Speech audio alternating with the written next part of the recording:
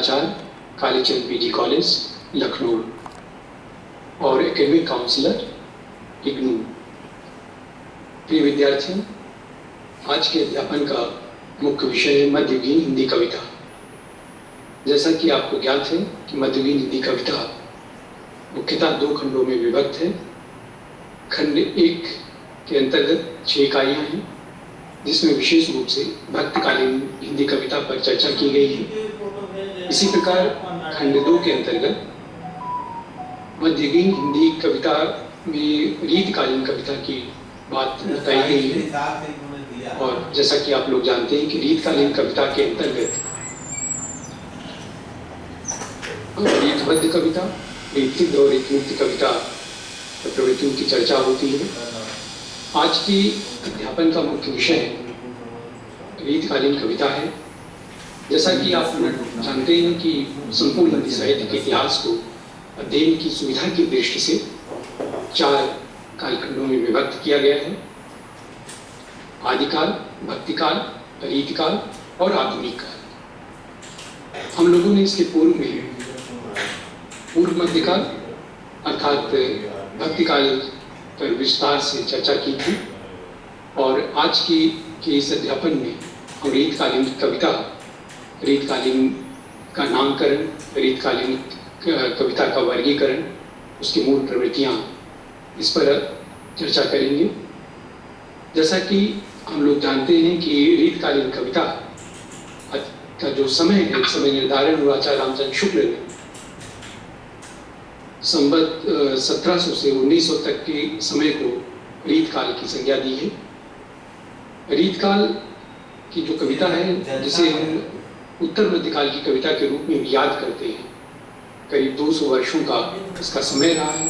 और इस 200 वर्षों में जिन कवियों ने रीतकालीन कविता की, उन पर विस्तार से हम आज चर्चा करेंगे। मुख्यतः रीत तत्व की प्रधानता को ध्यान में रखते हुए इसका जो नामकरण है वो रीतकाल किया गया।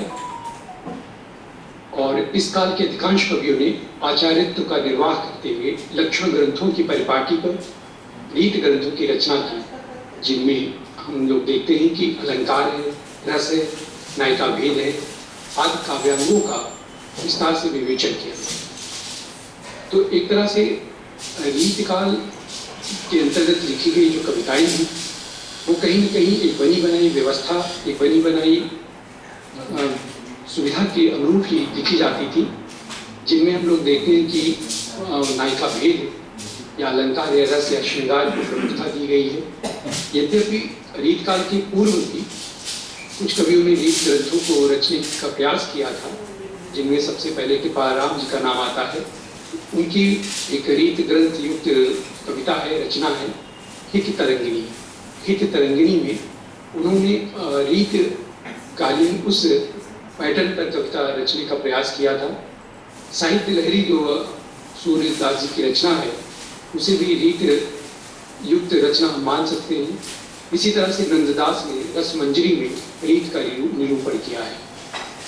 तो भक्तिकाल में भी हमें रीत के अनुरूप कविताओं का रचना का रूप मिलता है, लेकिन उसका वो रूप नहीं मिल पाता है जो रीतकालीन कविताओं में देखाई देता है। यह रीत निरूपण का जो बृहद स्वरूप हमें रीतकाल के अंतर्गत दृष्टिगत होता है। रीतकालीन कवियों में प्रमुख रूप से जिन्होंने रीत निरूपण किया, उनमें मतिराम का नाम आता है, चिंतामणि, भूषण पद्माकर देव इत्यादि ने रीत ग्रंथों की रचना की। रीतकाल के नामकरण को लेकर के भी विद्वानों के मध्य कई मतांतर है, जिनमें डॉक्टर चार्ल्स ग्रियर्सन ने रीतकाल को रीत काव्य की संज्ञा दी। उन्होंने कहा कि जो रीत काल है उसके लिए सबसे उपयुक्त नाम रीत काव्य है, क्योंकि इस युग में जो कविताएं लिखी जा रही थी वो कहीं न कहीं किसी रीत का अनुकरण करते हुए लिखी जा रही थी, तो इसका सबसे उपयुक्त नाम उन्होंने रीत काव्य सुना। इसी प्रकार से मिश्र बंधुओं ने इसके लिए अलंकृत काल का नाम दिया। उन्होंने कहा कि इसका नाम, सबसे उपयुक्त नाम अलंकृत काल कहना ज़्यादा उपयुक्त होगा।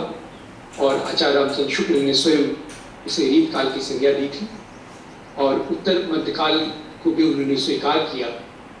और आचार्य विश्वनाथ प्रसाद मिश्र ने श्रृंगार काल रीत काल को कहा। उनका मानना था कि रीत काल में जो भी रचनाएं लिखी जा रही हैं उसका जो केंद्र विषय है, केंद्रीय विषय है, वो श्रृंगार है। कोई भी कवि श्रृंगार को प्रमुखता देते हुए श्रृंगार को आधार बना करके ही अपनी रचना करता है, इसलिए सबसे उपयुक्त जो नाम है वो श्रृंगार काल है।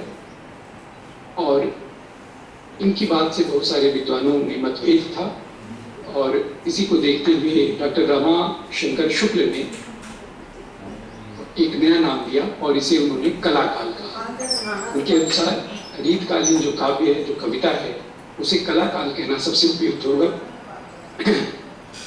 वहीं पर त्रिलोचन शास्त्री जी ने अंधकार काल का नाम की संज्ञा दी रीत काल को। उनका मानना था कि भक्ति काल के अवसान के बाद जिस युग का प्रारंभ होता है वो एक तरह से उसकी कोई दिशा नहीं है, उसका कोई गंतव्य नहीं है और एक दिशाहीन कविता है, और इसलिए उन्होंने इसके लिए नाम सुझाया कि अंधकार काल कहना 1700 संवत से लेकर के और 1900 तक के मध्य रची गई रचनाओं के लिए सबसे सटीक रहेगा। रीत काल नामकरण अधिक उपयुक्त है। अधिकांश विद्वानों ने रीत काल को ही सबसे सटीक नाम माना है, और क्योंकि ये प्रवृत्ति मूलक नाम है और ज़्यादातर आचार्यों ने, विद्वानों ने इस नाम को स्वीकार किया है। तो हम लोग देखते हैं कि रीत काल का जो प्रारंभ था, जिसमें रीत निरूपण केंद्रित ग्रंथ रचे गए, उनमें अधिकांश विद्वानों ने अपने अपने तरीके से उस पर अपने विचार व्यक्त किए हैं और ज़्यादातर विद्वानों का ये मानना रहा है कि रीत काल कहीं न कहीं से एक बनी बनाई परिपाटी पर लिखी जाती हुई कविताएं हैं और उसको रीत काल की संज्ञा देना, रीत की संज्ञा देना सबसे उपयुक्त होगा। संस्कृत में जो रीत शब्द है उसका प्रयोग वामन ने एक विशेष संप्रदाय के रूप में किया है। वामन का मानना था कि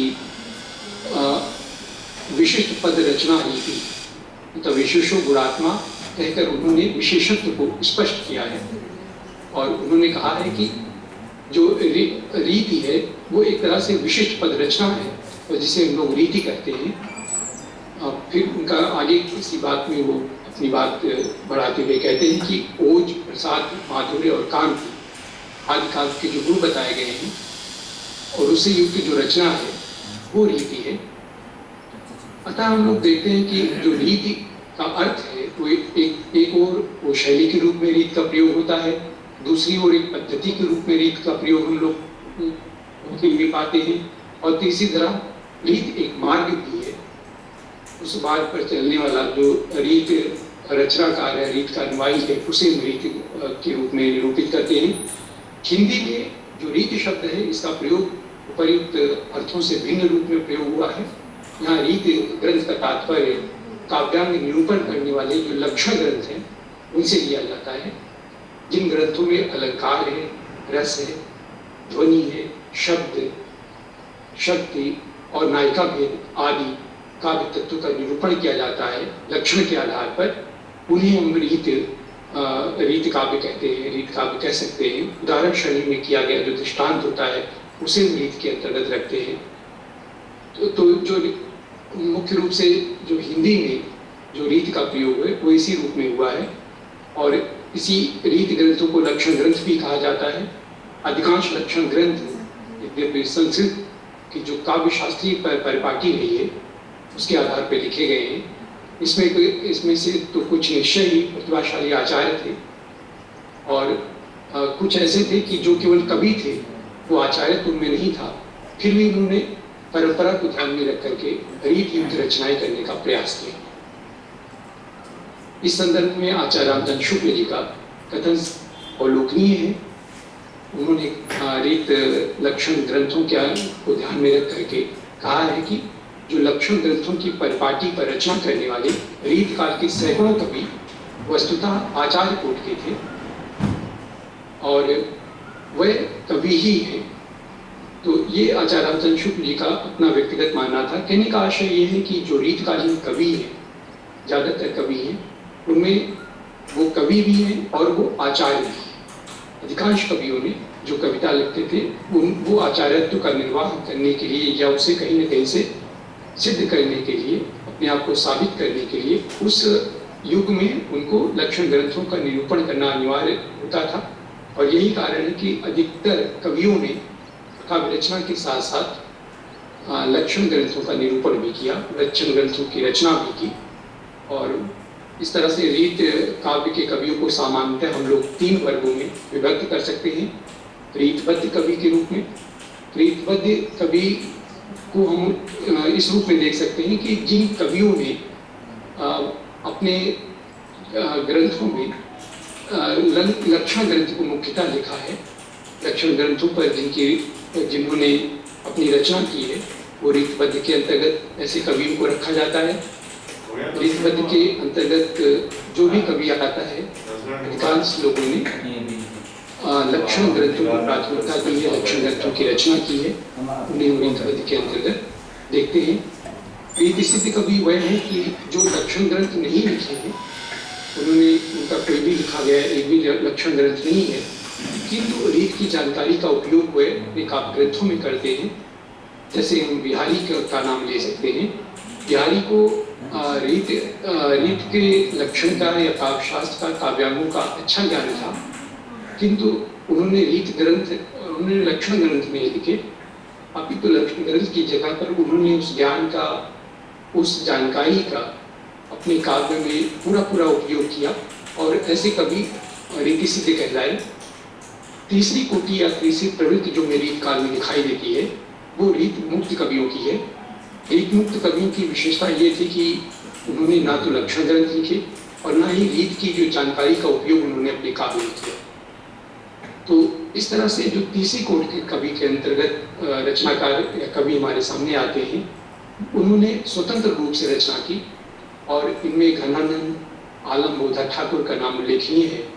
इन रचनाकारों ने रीतकालीन उस परंपरा से परिचित होते हुए भी उन्होंने ना तो उस परंपरा का अनुकरण किया, ना ही लक्षण ग्रंथ लिखा, और ना ही उस परंपरा में बंध करके या उस ज्ञान का उपयोग करते हुए उन्होंने काव्य में उसकी प्रस्तुति दी।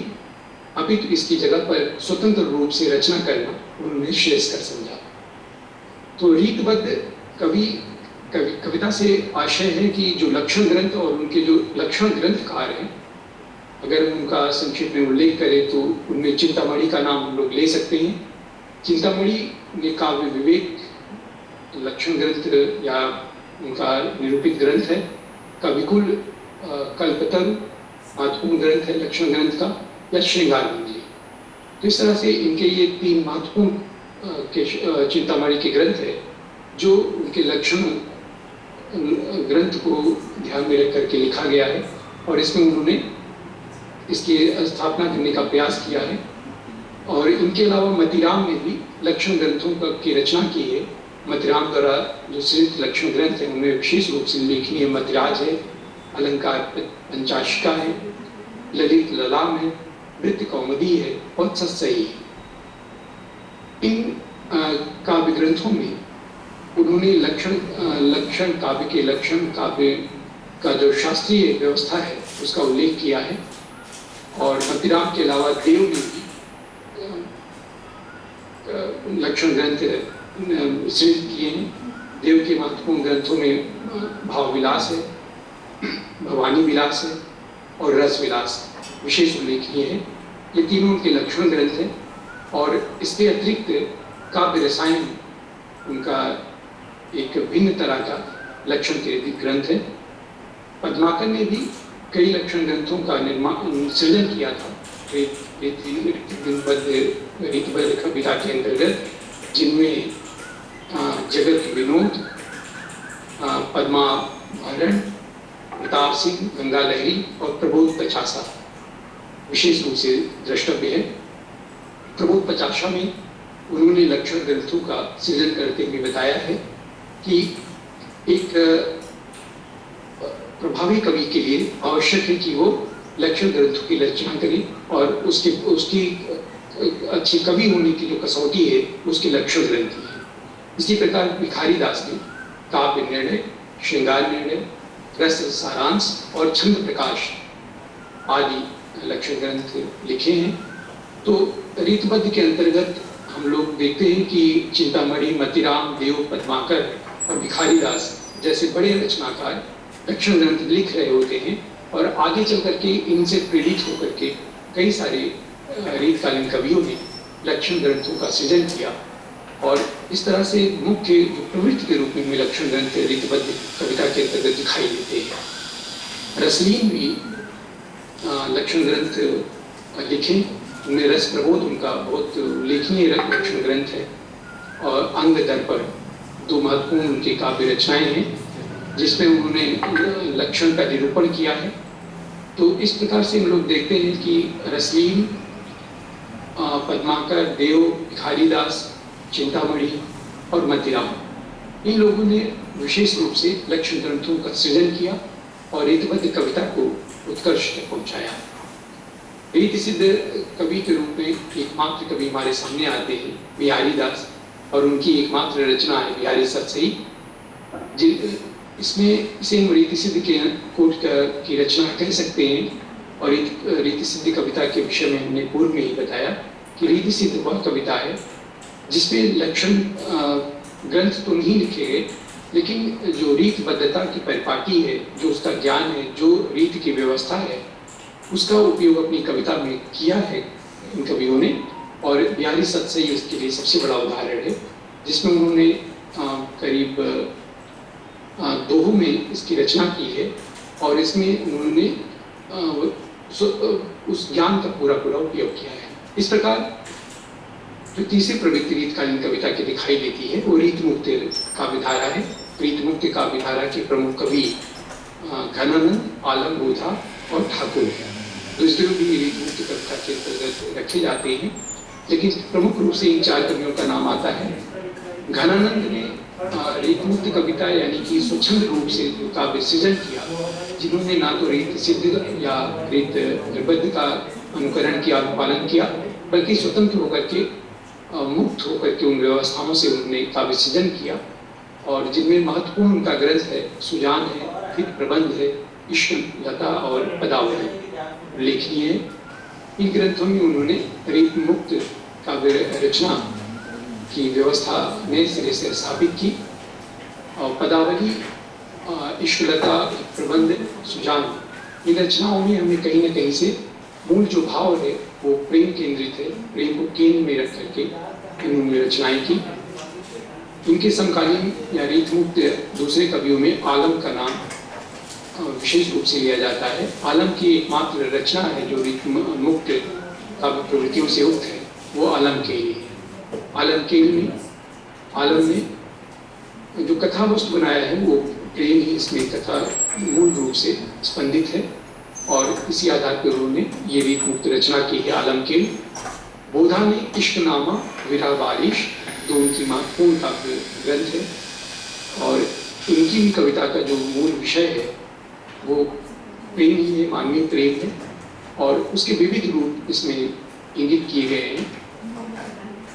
ठाकुर जो रीतमुक्त विशिष्ट कवियों में अपना स्थान रखते हैं, उन्होंने ठाकुर ठसक और ठाकुर शतक दो काव्य ग्रंथों का सृजन किया है और इन दोनों में जो रीतमुक्त कवियों की मुख्य प्रवृत्ति है, कहीं न कहीं उसमें मानवीय प्रेम, अनुभूतियाँ और उसकी अभिव्यक्ति की प्रबलता की भावना व्यक्त होना, ये सब कुछ इनके काव्य में भी मिलता है उसी रूप में। इस तरह से रीतकाल के जो कवि हैं वो आचार्य बनने का प्रयास जरूर करते हैं। हर कवि जो कहीं न कहीं से कविता कर रहा होता है वो आचार्यत्व को सिद्ध करने के लिए लक्षण ग्रंथों का सृजन करता है या लक्षण ग्रंथ को रचने का प्रयास करता है। किंतु जैसा कि आचार्य रामचंद्र शुक्ल ने पूर्व में ही बताया कि उन्होंने प्रयास तो जरूर किया, लेकिन हर उस रीतकालीन कवि को वो आचार्य मान लेना उचित नहीं होगा। ये बात अलग की है कि उन्होंने आचार्यत्व को सिद्ध करने के लिए लक्षण ग्रंथों को रचने का प्रयास किया और लक्षण ग्रंथों को रचने का या रीतकालीन काव्य जो सबसे ज्यादा प्रभावित हो संस्कृत साहित्य से रहा है और संस्कृत साहित्य की उस व्यवस्था को कहीं न कहीं हिंदी में रूपांतरित करके कुछ भिन्न तरह से व्यक्त करने का प्रयास करता है। किंतु इसमें कोई दो राय नहीं है कि मुख्य रूप से जो रीतकाल का रचनाकार है उसमें अधिकांश कवि और कुछ एक ऐसे हैं जिनको हम आचार्य से ओतप्रोत देख पाते हैं, मान पाते हैं और जिन्होंने बहुत उत्कृष्ट कोटि का लक्षण ग्रंथ भी लिखा है। या लिखने में उनको सफलता प्राप्त हुई है। इस प्रकार से काव्य में, रीतकालीन काव्य में कला पक्ष की जो प्रधानता है या उसमें जो चमत्कार की प्रवृत्ति है वो काफी प्रभावी रही है। और रीत काव्य की जो प्रमुख प्रवृत्तियां हैं उन पर अगर हम लोग बात करें तो रीतकालीन संपूर्ण काव्य की जो मूल प्रवृत्ति है वो हमें रीत निरूपण के रूप में हम देख सकते हैं, उसकी प्रवृत्तियों के रूप में कि रीत निरूपण, रीतकालीन कविता की जो मुख्य धारा है वो रीत निरूपण है। कहीं न कहीं से लक्षण ग्रंथों को सृजित करना और कविता को शास्त्रीय रूप में व्यवस्थित करना, कविता लिखने का एक व्यवस्थित मानक तय करना, बनाना और उसके अनुरूप काव्य सृजन के लिए प्रेरित करना रहा है। तो रीतकालीन काव्य की प्रमुख प्रवृत्तियों के रूप में हम रीत निरूपण को देख सकते हैं। रीत निरूपण करना रीतकालीन कवियों की एक प्रमुख प्रवृत्ति रही है, जिनमें केशवदास की जो कवि प्रिया है वो उल्लेखनीय है। केशवदास की कवि प्रिया या चिंतामणि की कवि कुल कल्पतरु, मतिराम की ललित ललाम और भूषण का शिवराज भूषण और देव का रस विलास, इन ग्रंथों की में हम लोग रीत निरूपण के तत्व को महसूस करते हैं, पाते हैं। इनमें, इनकी रचनाओं में के माध्यम से इन्होंने रीत निरूपण करने का प्रयास किया। इसी तरह से रीतकालीन कविता की जो दूसरी महत्वपूर्ण विशेषता है वो इन कविताओं में निहित श्रृंगारिकता है। रीतकालीन का प्रत्येक कवि कहीं न कहीं से श्रृंगारपरक रचनाएं करता आया दिखाई देता है। उसमें नायिका भेद है, नारी के सौंदर्य का अतिशयोक्त वर्णन है, उसके विभिन्न अंगों प्रत्यंगों का अपने अपने दृष्टिकोण से काव्य के रूप में सृजन है, उस पर रचना है इस काल के कवि की। श्रृंगारिकता के संदर्भ में डॉक्टर नगेंद्र ने सच ही कहा है। उनका कथन है कि सांचा चाहे जैसा भी रहा हो, इसमें ढली श्रृंगारिकता ही है। यानी कि जो रीतकालीन कविता है